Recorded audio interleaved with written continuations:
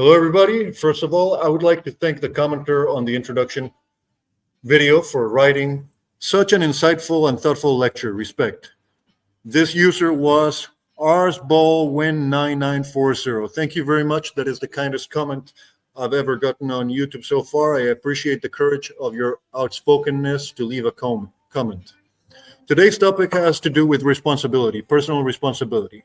In particular, I would like to talk about the topic, emphasizing two perspectives. The first is that which relates to the use of force. It goes without saying that as far as interpersonal actions and consequences, legal liability and enforcement, every person is individually responsible for the consequences of their actions. And that means that they are expected not to pursue certain ends, not to apply certain methods, and that this is a matter of principle, so that whenever they act in a manner that is aggressive or invasive of physical body or property, they become open to others using the means necessary to contain their aggression, whether they're direct victims or their victims' defenders are the ones imposing that defense. Now, I would say that in order to pass the examination at the end of the course, and by that I mean to pass the test of life, you are advised to take note of the definitions that we present here. Now, the definitions try to stay as close to reality as possible, so that even though you cannot control them, like you cannot control the stars, but if you pay attention to the stars, you can use them to make your way in life. On the other hand, there's a different kind of responsibility, and that is the one that has nothing to do with the topics of enforcement, and that is the responsibility of intellectual honesty, to completely refrain from using logical fallacies or from taking advantage of cognitive biases to be more persuasive rhetorically. And here's where you have to ensure that your prescriptions, or what you propose one should do, are based on valid descriptions of reality. And today we're going to be talking about the misuse of language in order to persuade. In the animal kingdom, the rule is eat or be eaten. In the human kingdom, define or be defined. That is a quote by Thomas Sass, or Thomas Szasz, if you speak Hungarian. And this is particularly important because if you understand ethical human action as not only passive, that is not only as the enforceable obligation not to attack the physical materiality of other persons, their body and property, but also as a non-enforceable obligation to actively oppose aggression, then it becomes evident that everyone who calls themselves a libertarian has two different aspects. In terms of direct aggression, both libertarians and statists are innocent until proven to the contrary, or caught in belligerent acts of aggression. So most statists are, in their direct daily practice, actually non-aggressive, just like most libertarians. However, there's a theoretic or activist communicator aspect, which is what differentiates the libertarian from the statist. And that is, the libertarian actively and communicatively promotes that the principles of non-aggression should be applied to all persons in all institutions. That is one aspect. The other aspect, of course, is that responsibility is not only about what you do, but also about what you say. Are you calling a spade a spade? Are you using definitions that are close to reality? And that's what we will be talking about today. It is good guys, number 2. We are the good guys. If you listen to the content of the ideas, you will see the proof is in the pudding and why it is that indeed we are the good guys. The term genocide was introduced in 1944 by Raphael Lemkin, a Polish Jew. Its prefix is derived from genus, tribe or race, and its suffix is derived from side, meaning to kill. The term is originally used to describe the killing of an entire tribe, or if you prefer, ethnic group.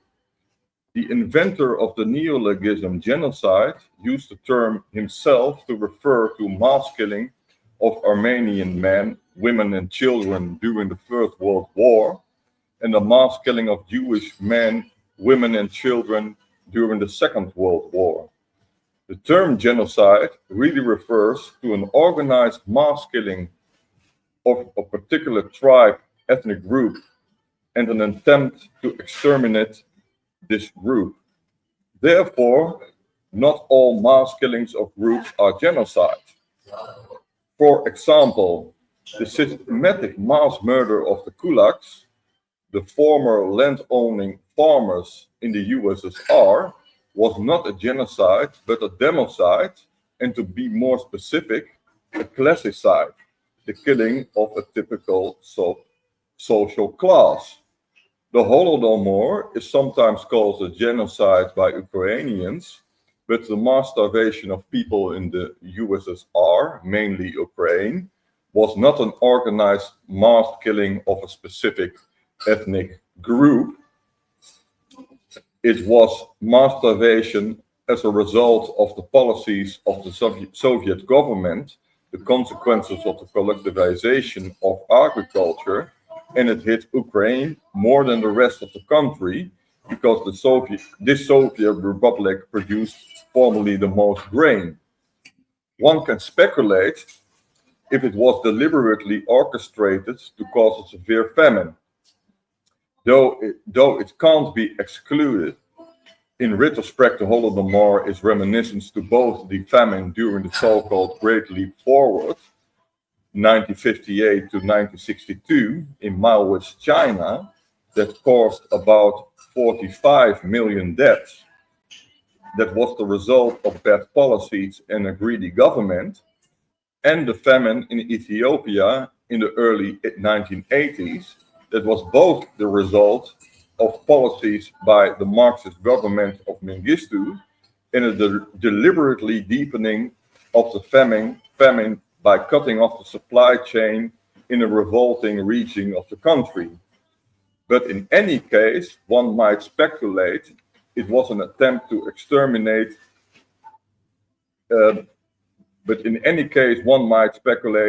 If it was an attempt to exterminate an entire tribe or ethnic group or a bunch of political opponents in a specific region. What is real genocide?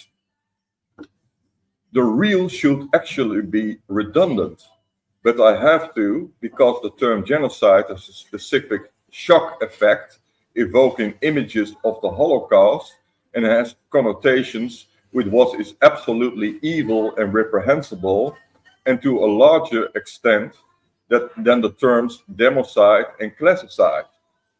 It is inseparably connected with racism, since it is the mass murder of members of a certain tribe or race or ethnic group to exterminate this group entirely. In this era, where victimhood is celebrated and victims are pardoned for the atrocity committed without their group, to classify an event with deadly casualties and even promoting the decline of a certain group as genocide is also a political weapon and a part of semantic propaganda. Some organizations who facilitate this are the United Nations and Amnesty International, who use a broad definition of the term genocide, completely derived from its original meaning and etymology.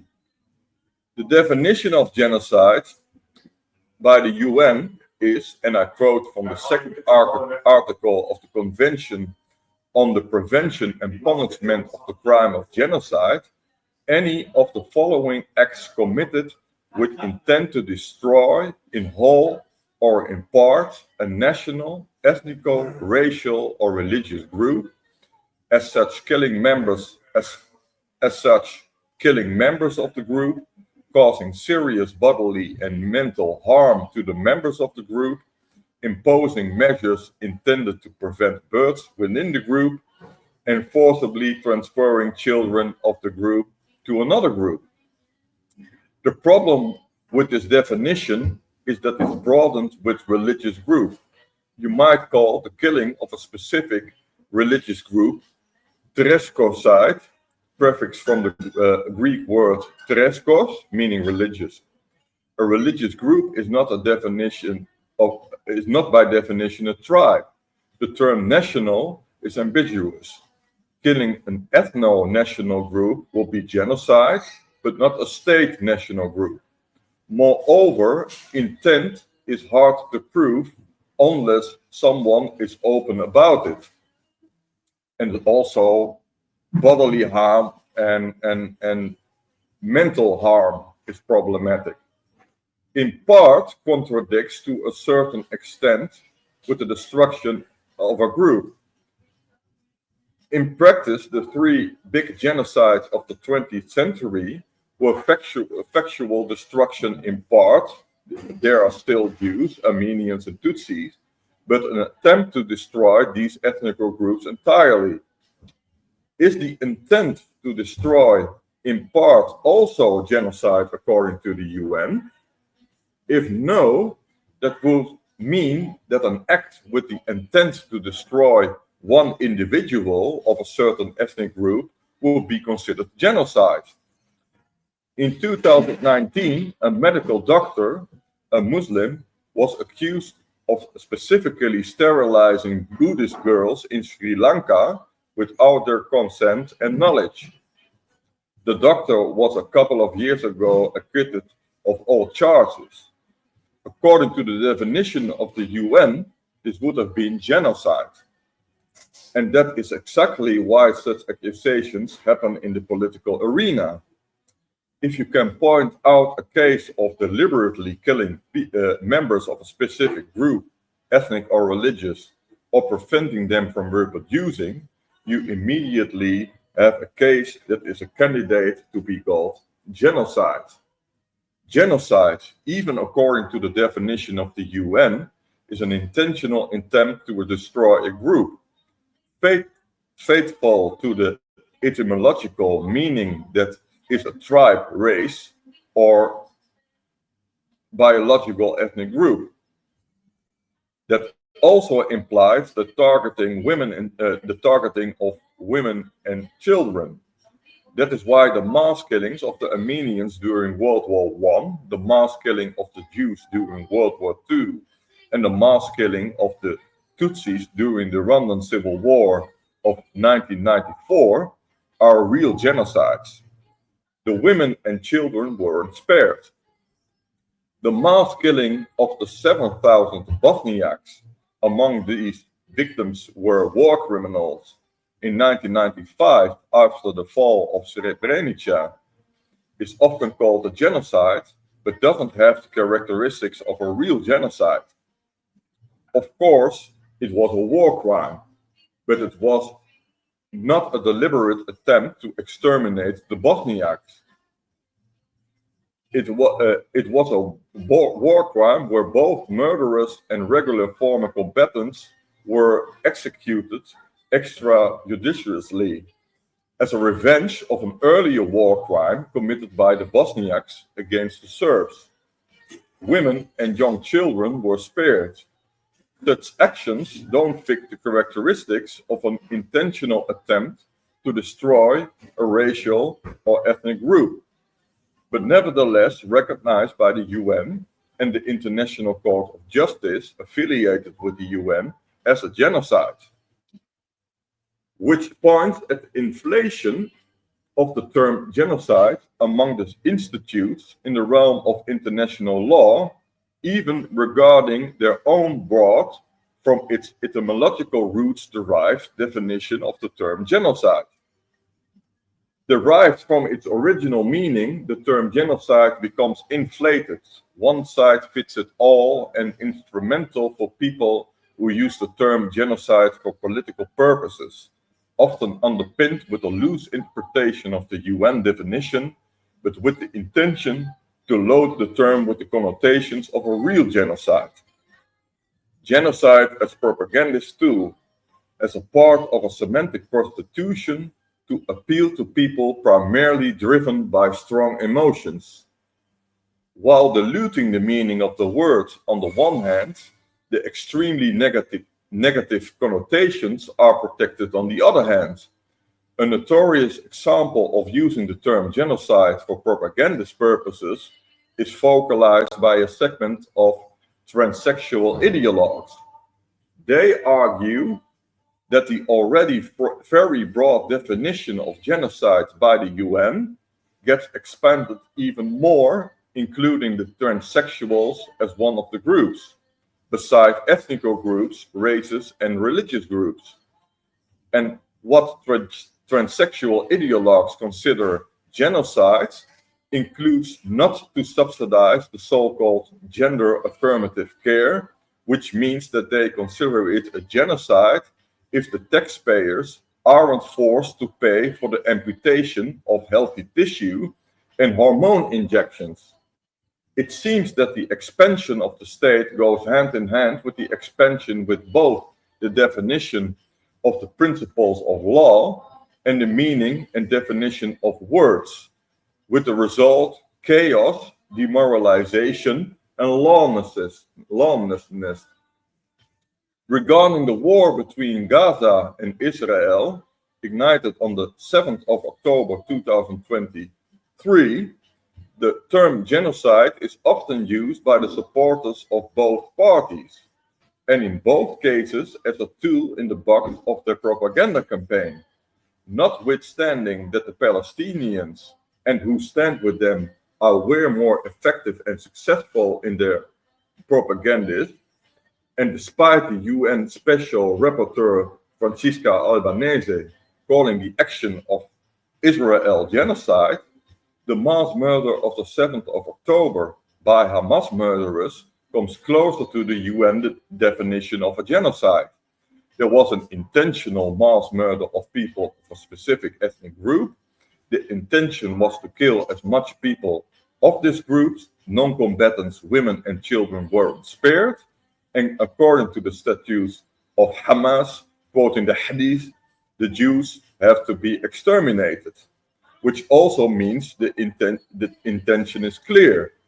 This in contrast with Israel, that has warned the citizens of Gaza before the start of the bombing, limited casualties while having the striking power to completely exterminate the whole population in less than a week, and moreover, if it was the intention to destroy the Palestinian population, they also would have targeted the West Bank and the Palestinians living in Israel.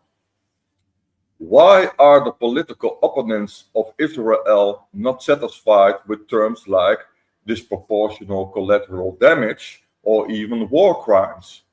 Likely because of the tremendous effect they expect from using the term genocide. Genocide as the red line, the absolute evil and the lowest of the lowest, something to burden future generations with hereditary guilt, at least if you are considered a Westerner. Moreover, condemning a state that was founded by people who lost their loved ones in a real genocide gives the accusation of committing genocide a cynical, poetic ring, and such a term can be adopted easily. The public doesn't need to think it through to reflect on the definition of a genocide. Genocide as a buzzword. And now the conclusion, how to deal with this. The best way to counteract the unjust use of the word genocide is to return to the roots of the word, the actual meaning of the word, ipso et the attempt of the annihilation of an ethnic group or tribe. Ask the person who uses the term genocide inappropriately to give a definition of the term genocide. Avoid a long discussion if the person refers to a broad, ambiguous definition of organizations like the UN. For several reasons, you might fall in the trap of someone who plays the semantic game and reasoning from the first principles very well, who therefore will be able to frame something as a genocide based on the definition used by the UN, playing with the flexibility it allows. Another reason might be that someone doesn't know what he or she is talking about. Someone who uses the word genocide because it is fashionable, or someone refers to the UN definition as an appeal to authority, which means you can't have a reasonable discussion. In those cases, you can end the conversation instantly. Ask the person of goodwill for a definition. If the definition is indeed the real definition of a genocide, ask why this particular case is called genocide. If you notice that what he or she condemns as genocide is hyperbolic language to generate an effect, return to the definition. Let the person know that you don't want to play a semantic game and that you don't accept attempts of gaslighting and emotional manipulation. I think this is very good. And what I would like to emphasize is when you talk about the rhetorical power of words, especially when you are appealing to people who are easily swayed by emotion, this is definitely intentional. And the problem is that it makes not only for ambiguous definitions, it uses ambiguous definitions in practice in order to control the debate. Now, as I said at the beginning, there is responsibility in terms of individual responsibility for the consequences of one's actions in regards to initiating force against other persons and their property. But since the statists themselves, on a daily basis, the supporters of the nation state, they do not initiate the use of force against others. In practice, they are presumed to be innocent every bit as much as the libertarians. The difference is that the libertarians take the extra active, practical, communicative action of promoting the idea that aggression should be abolished institutionally the way that slavery was abolished, that taxation and regulation should be abolished. Now, bearing that in mind, I received some questions, personal questions, about our first episode. They were not in comments, they were addressed to me in private. And of course, we do not encourage, condone, support, or advise insurrection, revolt, or rebellion. In most jurisdictions in the Western world, to do so would be a charge of treason, sedition, incitement to violence, and so on. However, it should be pointed out that the current political and juridical institutions of the Western world all came from coups d'etats, from overthrowing a previous government, the French Revolution, the American Revolution, and so on. And so, of course, political stability is something desirable. If things can be reformed by discussion of ideas, of definitions, and the mass repeal of laws, that is always preferable. However, from the standpoint of enforcement and aggression, it should be mentioned that if you initiate the use of force against other people will likely, naturally, tend to defend themselves against your attacks. Now, how far can something be called an attack against the people in general? That is something that you have to discuss. And that's the reason why here at Good Guys, we are very strict with our definitions. We do not like taking advantage of cognitive biases like the framing bias. We do not like the use of rhetorical, logical fallacies, that is, appealing to emotion of the audience to win debates and make use of, for example, the appeal to authority ad verecundiam, argumentum ad verecundiam fallacy. But we have been very surprised recently to bump into the ad hominem attacks of Professor Hans Hermann Hoppe against Walter Block and the inflammatory language of his original open letter. Look, I myself had a rock music project. I was for example, a great follower of John McAfee, who into his 70s was a rebel. That is why he got whacked. But if you're going to present yourself as some kind of Puritan moral authority, it looks ridiculous and lukewarm as a strategist to, in your 70s, be committing the same mistakes that your so-called supposed opponents, the cultural left, are making. Ironically, it's reminiscent to the attitude of utopian socialists. That's quite interesting because he opposes everything that has to do with socialism. But the utopian socialists have their utopia as a kind of pure ideal. And that also means that every attempt to establish socialism in the real world isn't real socialism. So they can wash their own hands clean because it's not their utopia. And that's the part of the Puritanism that's also among a segment of the libertarians. A segment of the libertarians wants to remain purity and can't distinguish between what it is to be a Puritan in theory and what happens in the real world with real world events. Yes, and in the real world events, there is always a kind of gradualism, and in gradualism, there is never purity. Yeah, and also if you're going to win, you don't have real gradualism. You pick a team. This is the reason why I said in a previous video, if you call yourself a cultural conservative for the Western world, what you are advocating is the historical development of the Judeo-Christian Western world and how that Judeo-Christian set of ethics shaped its political and juridical institutions through philosophical discourse. Look, we were not born yesterday. I was admitted to the University of Costa Rica for philosophy. It was too woke. I left that place, went and studied law for a few years instead. I'm married. You have a girlfriend. We have lives.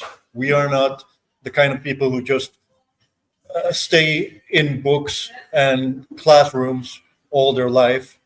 We understand how reality works, but it does become ridiculous when, for example, you end up committing the no true Scotsman fallacy.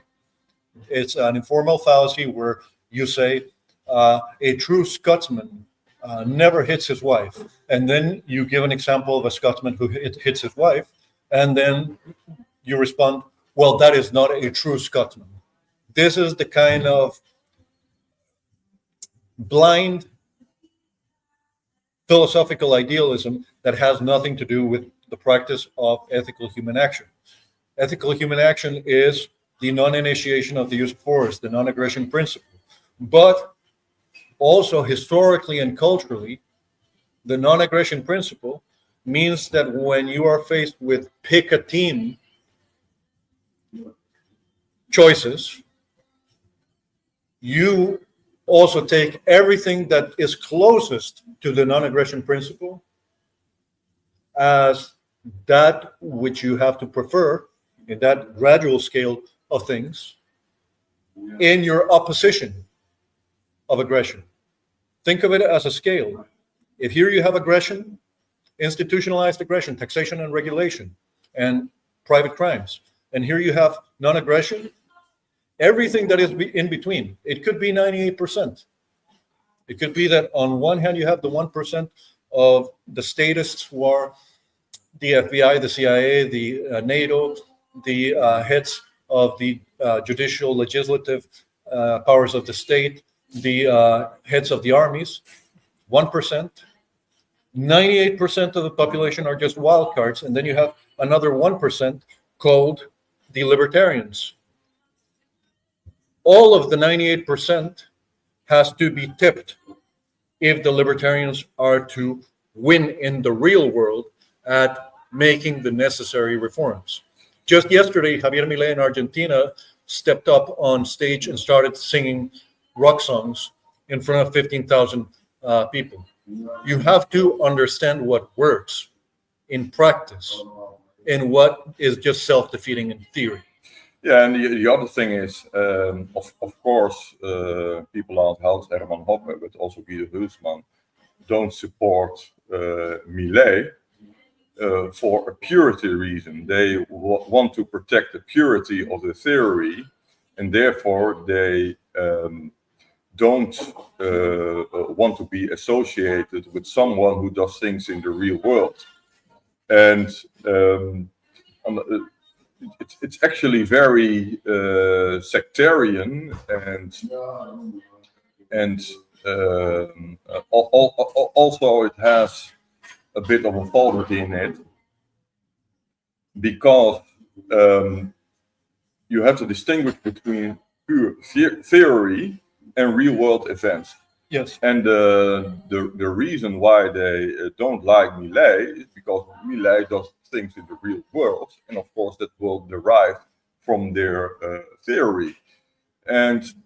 But on the other hand, if we look in retrospect to what happened in Singapore in the 1960s, Lee Kuan Yew was officially a social democrat. The social democrats have disassociate themselves from Lee Kuan Yew because he was not practicing a social democracy. He was too right-wing, according to them. The irony is that right now Singapore is one of the most richest countries in the world, with higher living standards than any socialist country. Yeah, so it's just woke virtue signaling, and it is divisive, and it weakens you, and it is ridiculous. It is as if some woke university person said, "I am not going to buy from this coffee shop anymore, because they don't have fair trade coffee." This is ridiculous, and it's attacking your own allies. I even can go further by pointing at the situation in Cuba. For example, very likely they will not support the Cuban opposition because the Cuban opposition isn't pure. Yeah. But you have to support the Cuban opposition because the alternative is catastrophic socialist policies. And sometimes to win, you have to be the catastrophe. As far as the real world goes and the Spanish-speaking world, you mentioned Cuba. Because the Spanish-speaking peoples, like myself from Costa Rica, contain a larger geographical segment of Western civilization, going back to the crown of Habsburg, the empire where the sun never set, we have a more diverse political palette. We have Venezuela and Cuba, all the way to very classically liberal Uruguay. But sometimes in the real world, where you don't get to throw tantrums against your own allies, real world opposition to socialism, as was the case in Spain or in Chile, means someone like Franco or Pinochet coming around. And it is during times of war that the enemy of your enemy is your ally. But by the way, in general, the left is a lot more capable to play with this. If you refer to, let's say, Allende, they will come up with Pinochet right away, and they will come up with the violations of human rights right away. And of course, it's all cynical and in sharp contrast with their own championing of mass murderous dictators like Castro. But they play the game better. And one of the reasons why they play the game better is because they have the same attitude as when they are associated with a dictator, they refer to the purity, to their theoretical purity. Yeah, what is not being realized here is that this is like a game of football. The opposite team is ready to cry foul, dive onto the floor. There was a great basketball player by the name of Dennis Rodman, and he was particularly good at getting technical fouls so that immediately he could get the other team neutralized. Well, if you are a true strategist, you understand that as far as libertarian activists, communicators of libertarian ideas, what you have to do is neutralize the divide and conquer strategy of the opponent. Yeah, and that's very important because you can't beat the opponent on their own strength in the game. And for example, the semantic warfare, the left is better at semantic warfare. Yep. And they have also the philosophers like Foucault, Derrida, who support their effort to have an attack on the language to manipulate people. And therefore, you shouldn't go along with the semantic warfare. For example, if someone calls you a fascist, and in the future episode we talk about this more about this, you shouldn't say to that person, no, you are a fascist yourself. It's very weak. Yeah. No, you should be straight of what's your definition of fascism. This and this is the definition of fascism. And according to this definition, I'm not a fascist. Yeah. And that is the way to go. And that way is more difficult, and you have to be more responsible. But it has to be this way because you can't beat someone who is specialized in semantic warfare. Yeah, this is the reason why I try to refine my definitions so that they are as hermetically sealed as possible into a definitive universal concept, so that when you say that every individual is responsible for the consequences of their actions, and that means that they have the obligation not to pursue aggressive ends or means, not to invade the physical materiality, the body or property of other people, and that otherwise they open themselves to legitimate defense of either the victim or their defenders, and also remain liable or responsible for any damages caused against third parties. In the ridiculous open letter against Walter Block, I believe Hoppe talks about genocidal impulses. Well, Yeah, that's quite interesting. I'm sorry, because this is just insult calling. If you attack another person, if you initiate the use of force, you are responsible for the consequences of the events that you have set in motion, not the other person. Yeah, well, also, what are genocidal impulses? What is the definition of genocidal impulses? And he doesn't give a definition, and he has said before that it is very important to give a definition in one of his lectures. You give a definition. So yeah, it is the psychologizing fallacy. Yeah. You're presuming what is going through the mind of another person. That might be a good idea for if someone attends the annual meeting of the PFS in Turkey, to ask, well, in the open letter to Walter Block, you use the term genocidal impulses. What is your definition of genocidal impulses? And particularly, what is your definition of genocide? A very important one.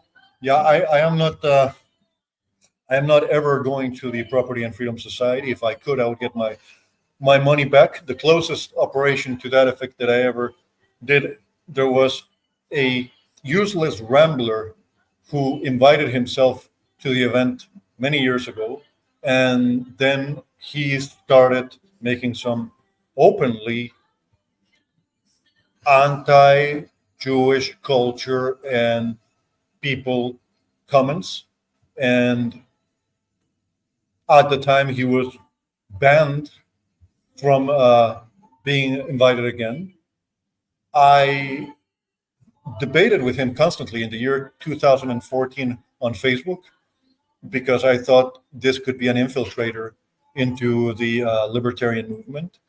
And I was, for a period of time, hired in cash by this person. And I did a crappy, very crappy job. After a little bit over a month, I was fired. I used that money to then go to the Property and Freedom Society. And I saw this as a kind of balancing out in the cosmos of the relevant forces of the guy who invites himself and tries to talk down Rothbard and Walter Block as, I believe he used to say, the ghetto ethics of immorality. But the fact of the matter is that when it comes to the hyperbolic use of terms, Hoppe likes to brag now that he has abandoned Germany and the Mises Institute, not like very practical man of action Javier Milei stepped up to the podium. But now that Hoppe is in Turkey, he likes to brag about how he can say whatever he wants. Well, since we are talking about genocidal impulses, I am still waiting for when Hoppe will condemn Hamas for their genocidal impulses. Even Nayib Bukele, the practical man who stopped the highest homicide rate in the Western Hemisphere in El Salvador, arresting all those gangs, even he who descends from people from the Middle East who are of the Mohammedan religion, even he condemned, like Javier Milei, Hamas. So I just don't like to be sold a bad product at a high price and be told that I am being given elite treatment. Well, the problem that Hamas does not get condemned might be for the same reason why the left distinguishes between Westerners and non-Westerners if they apply the highest moral norms. So in this particular manner, they would condemn only if a Western party is involved, and not if there is a non-Western party is involved. Yeah. That also means that they are only interested in conflicts when a Western party is involved. Yeah, so if in the south of Sudan there is a genocide or mass murder or a political situation that is not correct, they are not interested in the conflict at all. Yeah, it's asymmetrical moral warfare. Yeah. And It might be the case that also libertarians have adopted this attitude from the left. Because in the open letter, he distinguishes between the two gangs. Of course, both are criminal gangs. Every libertarian, or at least every ANCA, agrees that both are criminal gangs. Both Hamas and Israel are criminal gangs. Of course, there's no dispute about that. But there is, of course, a difference of magnitudes, and the fact that he considers the Gaza regime as a lot weaker and as a lot smaller gang. This is the principle that the weaker is the best. In a way that leads to the situation that it doesn't receive criticism. Well, you can call them weak, but 13,000 rockets launched from their little area. Yeah, but if you are capable to launch 13,000 rockets in a very short amount of time, you are not that weak. Yeah, well, you could also say that the people who were murdered during the October 7th attacks, women and children, that they were also weak. But it's a matter of principle. You see, it's the initiation of the use of force is aggression. Force against the initiation of the use of force is defense. When you have this asymmetrical warfare, you have to look at the etymology of words. The reason why I love the works of good friend and professor emeritus of the University of Ghent, Frank van Doon, is because he constantly emphasizes the historical original etymology of words. And this prevents a lot of confusion. But indeed, the whole condemning the stronger party does not address the question of who is the aggressor. You gave a very interesting example of someone out of the blue hitting Mike Tyson. Yeah. And of course, if Mike Tyson hits back, you're toast. Yeah. Or at least he will is likely to hit back harder. Yeah. Because he's Mike Tyson. But what a lot of people tend to do is seeing someone hitting Mike Tyson hits back, and then all of a sudden the one who lays on the ground after being hit back by Mike Tyson is supposed to be the victim, while he was the aggressor. And this also touches on the appearance of things. You see, in the Christian tradition, you have this idea of the Pharisee who says, rules for thee, but not for me, the hypocrite. And this is the kind of person who will claim to be very pure in their understanding of goodness, but this is only an instrument to then condemn and accuse others. And in the ethical corpus of Western civilization, Jesus himself warns against this. Yeah, don't look in the eye of the other person, etc. However, what is the metric of whether a person is full of shit and a Pharisee or not? Well, love God above all things and then love your neighbor as yourself. If you do not love your neighbor as yourself, but you claim to be enforcing these principles of ethics and moral rules on everyone else, you know that you're dealing with someone who's taking advantage of hyperbolic language, of condemnatory language of good and evil, in order to control, manipulate, persuade, shame, influence the behavior of others who are maybe mentally weaker, who are younger, who are less experienced, or who are more susceptible to strong emotion. I could, for example, say, well, Hoppe, why did you not condemn the genocidal impulses of those who promoted the mass experimental medical treatments on millions of people, causing millions of deaths during the years 2020 through 2022?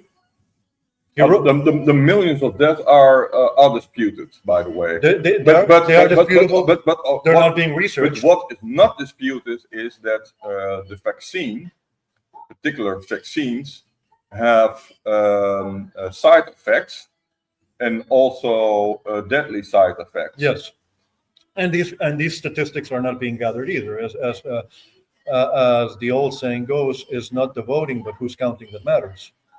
I believe it was Mark Twain who said you have big lies, bold-faced lies, and statistics. And that's also the issue, that it's not a matter of magnitudes, it's a matter of principle. Who initiated force? Yes, I understand that we are all for taxation and regulation being abolished in what is currently called the State of Israel. But if the defenders of the so called civilians in that area of the world are the IDF, the question still remains, who started the initiation of the use of force? This is a matter of the ethics of human action, not of who is the owner. And this is a problem with the whole term self ownership. It's not about self ownership, it's about how you direct your actions towards other people and their physical materiality. Do you have anything else? Yeah. Moreover, the dispute between Walter Block and Hans Hermann Hoppe, it was based on an article by Walter Block. But in the article of Walter Block, there is never a call for the killing of the innocent. There is a call for the destruction of Hamas. And it is just a call for the destruction of Hamas as a priority. But it doesn't mention to kill innocent civilians. Yeah. Of course, as a part of the collateral damage, there are innocent civilians who died, but it was not a call to kill innocent people. And in a way, it was framed by Hoppe that it was. Yeah, this is so ridiculous now. I was happy to see that you addressed that in the essay that you wrote, that there's a difference between collateral damage and intentional murder. And what is pathetic about the critique is that of Block by Hoppe is that he puts himself in the same communist opinion, the same commonly held opinion of those who are supposed to be his political and cultural opponents as a so-called Western man. Yeah, I think it has to do with the anti-war movement within the libertarian movement. And of course, you shouldn't subsidize war, and you shouldn't subsidize warriors. But Walter Block is not advocating for this, and he has several times emphasized that he is not advocating for the United States giving subsidies to Israel. Yeah, this also has to do with the whole idea of neoconservatism and Christian Zionism. This is not a matter of Christian Zionism or neoconservatism. This is a matter of natural law and the right to just defense. What is just defense? Non-initiation of the use of force. What is aggression? Initiation of the use of force. What is sufficient, effective defense? What it takes to stop the attack of the enemy. And in the real world, things are not perfect. In the real world, you're dealing with human beings with flesh and blood. But it is a matter of principle. Libertarianism is not about pacifism. Libertarianism does not preclude the liberty to defend yourself or others who are under attack by aggressors. Yeah. So that's the good guys. And as I said, we were not born yesterday. We see through the cognitive biases. We see through the logical fallacies. We see through the rhetorical appeal. And we are not impressed. We are quite disappointed. No, semantic manipulation. Yeah. Yeah. It's a tantrum, and it looks as though you are being strong when you are in the same spot where you started. at least Milei, in his own country, as a self-described ANCAP, got elected and suspended the enforcement of a lot of previously passed laws, which would require having the entire Senate and Congress in order to repeal them. Yeah, well, there's also very interesting. Hopper dissociates himself, of course, from Milei, because Milei hasn't abolished the central bank yet. But what would have happened if Hopper would have been the president of Argentina, and his first move would have been abolishing the Argentinian central bank? Hyperinflation, like with the Deutsche Mark. Completely collapse of society. So, in his theory, in his theoretical mind, it is true. The most pure libertarianism also means the end of the central bank. But in practice, you need gradualism, and that also means that if you become an abolitionist in this particular situation, in a democracy, that would have been the instant end of any libertarian attempt for the next decades. Yep. Ironically. We are the good guys. Thank you for watching, and till next time. Till next time.